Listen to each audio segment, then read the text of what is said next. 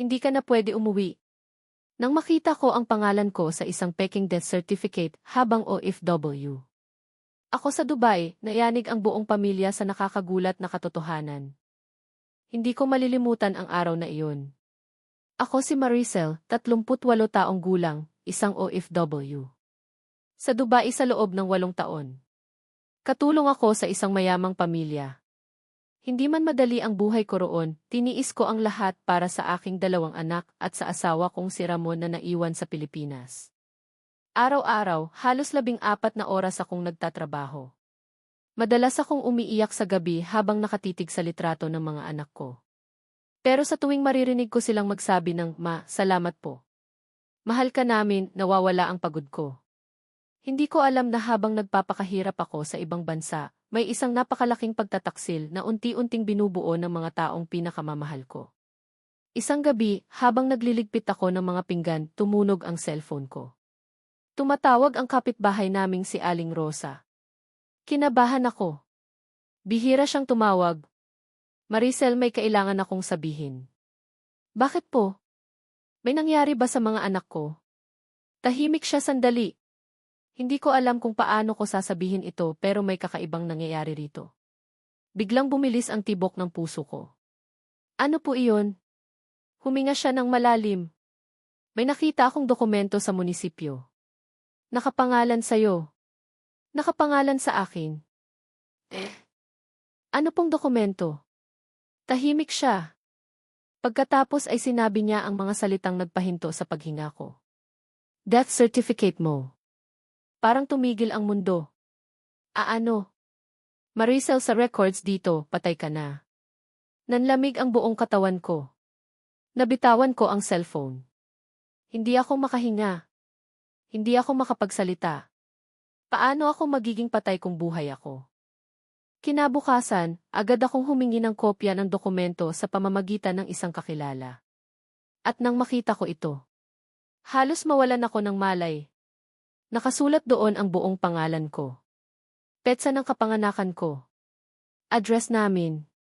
At nakalagay, cause of death, cardiac arrest. Napaupo ako sa sahig. Nanginginig. Hindi ko maintindihan. Pagkatapos ay may nakita akong pirma. Pamilyar ang pirma. Pirma iyon ng asawa kong si Ramon. Hindi maaari. Paulit-ulit kong sinasabi. Pero naroon mismo ang katibayan. Ang pagkawasak ng puso ko. Tinawagan ko agad si Ramon. Galit na galit ako. "Ramon, anong kalokohan ito?" Tahimik siya. "Anong death certificate? Huwag mo akong lokohin." Ipinadala ko ang larawan. Makalipas ang ilang segundo, pinutol niya ang tawag. Hindi na siya sumagot. Paulit-ulit akong tumatawag. Walang sagot. Hanggang sa kinabukasan. Hanggang sa sumunod na araw. Parang naglaho siya. Doon nagsimulang mabuo sa isip ko ang pinakamasakit na posibilidad. May tinatago siya. At napakalaki nito. Ang pag-uwi kong hindi inaasahan ng lahat. Nagdesisyon akong umuwi agad. Hindi ko sinabi kahit kanino. Gusto kong makita mismo ang katotohanan. Pagdating ko sa aming barangay, may kakaiba agad akong napansin. Ang bahay naming luma noon. Isa ng napakalaking 2 palapag na bahay. May bagong sasakyan. May tindahan. May paupahan. Napahinto ako. Paano nangyari ito? Alam kong hindi sapat ang mga padala ko para maitayo ang lahat ng iyon. Lalong lumakas ang kutob ko. Paglapit ko sa bahay, may nakita akong babaeng lumabas. May hawak na bata. At nang makita ko kung sino, parang pinagsakluban ako ng langit at lupa. Kabit ni Ramon. At ang batang hawak niya. Halatang anak niya. Ang matinding komprontasyon. Bigla akong pumasok. Nagulat ang lahat. Parang nakakita sila ng multo. Napasigaw ang babae. "Pipatay ka na.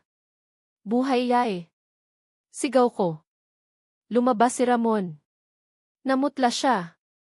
Halos matumba. Maricel D. Akala mo hindi ko malalaman? Nagkagulo. Nagsisigawan. Nag-uunahan sa pagsasalita. Hanggang sa tuluyan kong nalaman ang buong katotohanan. Ang nakakagulat na twist. Hindi lang pala kabit ang dahilan. Mas malala pa. Ginamit ni Ramon ang peking death certificate para mailipat sa kanyang pangalan ang mga ari-arian ng pamilya ko. May lupa pala ang yumao kong ama na nakapangalan sa akin. Dahil patay na raw ako, siya ang naging tagapagmana. Ibinenta niya ang bahagi ng lupa. Doon nanggaling ang pera. Doon nanggaling ang bahay. Doon nanggaling ang sasakyan. Doon nanggaling ang lahat. Nanlumo ako. Hindi lang pala puso ko ang ninakaw. Pati pagkatao ko. Pati buhay ko sa papel. Akala ko iyon na ang pinakamasakit. Nagkamali ako. Lumapit ang panganay kong anak. Umiiyak siya. Ma! May dapat kang malaman. Ano iyon? Humihikbi siya. Hindi po si Papa ang nagpasimuno. Napatingin ako kay Ramon. Nagtaka ako. Kung hindi siya sino? Sumagot ang anak ko habang umiiyak. Si Lola po. Parang binuhusan ako ng yelo. Lola. Opo. Siya ang nag-utos. Siya ang nagplano. Siya ang nagsabing mas mabuti raw kung mawala ka sa records para makuha ang lupa. Hindi ako makapaniwala. Sarili kong ina. Ang taong ipinagdarasal ko gabi-gabi. Ang taong pinadalhan ko ng pera sa loob ng 8 taon. Siya pala ang utak ng lahat. Nagkaroon ng investigasyon. Isa-isang lumabas ang mga ebidensya. Mga pirma. Mga dokumento. Mga testigo. At sa huli, nabawi ko ang lahat ng ari-arian. Nawala ng bahay si Ramon. Iniwan siya ng kanyang kabit.